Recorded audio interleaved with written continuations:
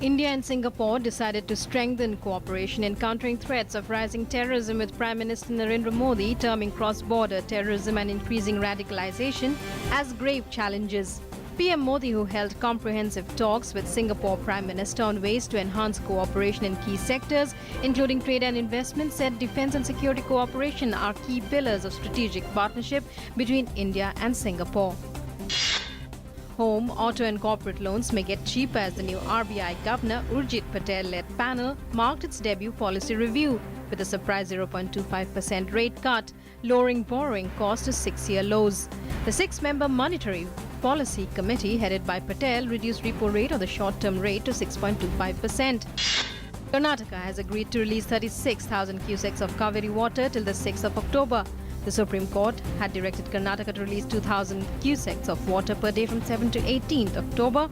The Supreme Court constitutes committee headed by Chairman Central Water Commission to submit report on ground reality of Kaveri Basin by the 17th of October.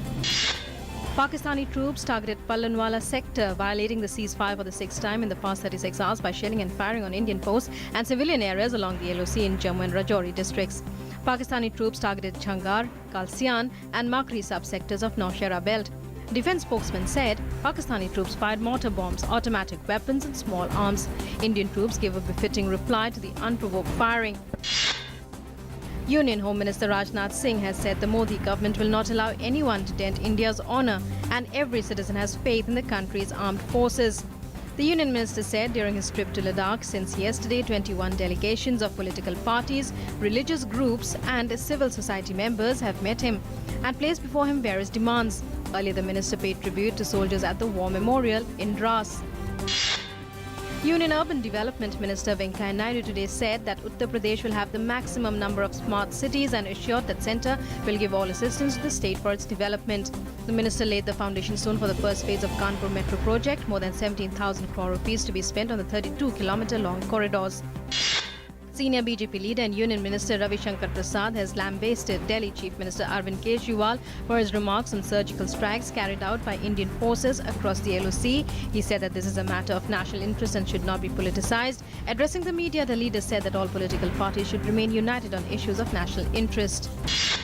The Union Health Ministry has assured all support to Odisha government in tackling the outbreak of Japanese encephalitis, which has claimed the lives of 27 children so far in the state's Malkangiri district.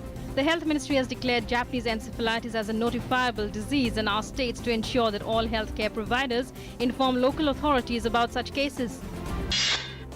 BJP's Bengal President of Mahila Morcha, Rupa Ganguly, has been nominated to fill the post in Rajya Sabha vacated by cricketer-turned-politician Navjot Singh Sidhu, who resigned earlier this year. Ganguly, a national award-winning actress, is known to people for her role as Draupadi in Mahabharat serial. Warning Delhi government against playing any blame game, the Supreme Court has directed Chief Minister Arvind Kejriwal and Health Minister Satyendra Jain to hold a meeting with Lieutenant Governor Najib Jung by tomorrow to chalk out a strategy for curbing vector-borne diseases like dengue and chikungunya in the national capital. Information and Broadcasting Minister Venkaiah Naidu released a book on Prime Minister Narendra Modi titled Modi's Midas Touch in Foreign Policy, authored by former Ambassador Surendra Kumar in New Delhi. Lauding PM Modi's foreign policy, Venkaiah Naidu said that the world is impressed with his leadership quality. The Election Commission launched a new mobile application for more transparency and effective monitoring of electoral rolls in the ongoing revision of voters' list before next year's assembly elections in Uttar Pradesh. Additional Chief Electoral Officer said the mobile app for ERMS or Electoral Rolls Management System will provide details regarding addition and deletion of names from the voters' list. David Thulles, Duncan Haldane and Michael Kostelitz were today awarded this year's Nobel Prize in Physics. The Royal Swedish Academy of Sciences cited their theoretical discoveries of topological phase transitions and topological phases of matter. Syrian regime forces advance against rebels during intense street battles in the heart of Aleppo after the United States abandoned talks with Russia aimed at reviving a ceasefire deal. The UN rights chief appealed for action to halt the ghastly avalanche of violence unfolding in Syria's second city, which is reeling from some of the most brutal fighting in the 5-year conflict. India's latest communications satellite, GSAT-18, is slated for launch early tomorrow from Kourou, French Guiana, using an Ariane space launch vehicle, Ariane 5 V8231. ISRO said GSAT-18 is designed to provide continuity of services on operational satellites in C-band, extended C-band and Q-bands.